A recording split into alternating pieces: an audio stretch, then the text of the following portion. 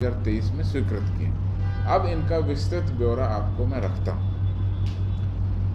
जनसंख्या अनुपात ERSS phase 2 और ईआरएसएस फेज 1 तीनों में जैसा मैंने आपको बताया कुल 75,543 पदों की स्वीकृति दे दी।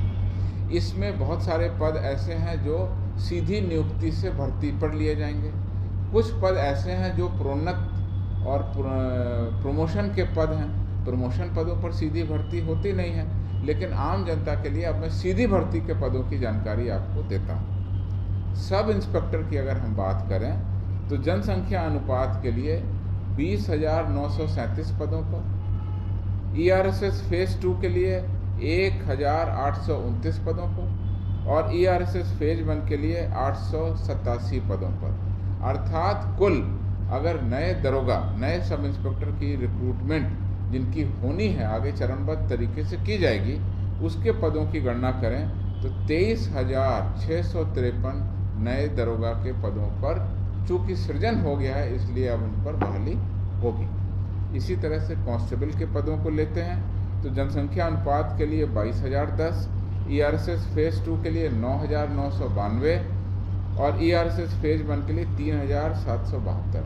यानी कांस्टेबल के अगर तीनों हम पद ले लेते हैं, तीनों मामलों में, तो नए पद जो सिपाही के भर्ती किए जाने हैं वो हैं 35,774।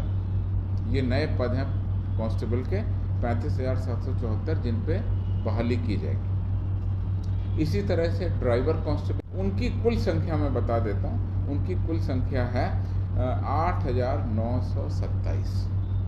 ये कुल संख्या है। तो मैं एक बार फिर से आपके सामने रिपीट कर रहा हूँ। दरोगा के 23,653 पद सरकार ने स्वीकृत किए और इससे बिहार पुलिस में बहुत बड़ी संख्या में नए दरोगा की बहाली होगी। कांस्टेबल के 35,774 पदों को स्वीकृत किया, ये भी आगे आने वाले समय में हम लोग शीघ्र बहाली करेंगे। और ड्राइवर कांस्टेबल के 8,927 पदों को हम लोग रिक्रूटमेंट में ले जाएंगे। इसके अलावा 6 डीएसपी के पद भी हैं जो सीधी भर्ती से भरे जाने हैं इस अधिसूचना में, सीधी भर्ती से। तो इस प्रकार से अगर मैं देखूं तो सीधी भर्ती से कुल बिहार पुलिस में नियुक्ति हो जाएगी 68,360। 68,360 जो है वो सीधी भर्ती की हमारी नियुक्ति होगी। कुल पद सरकार ने स्वीकृत किए 75,543।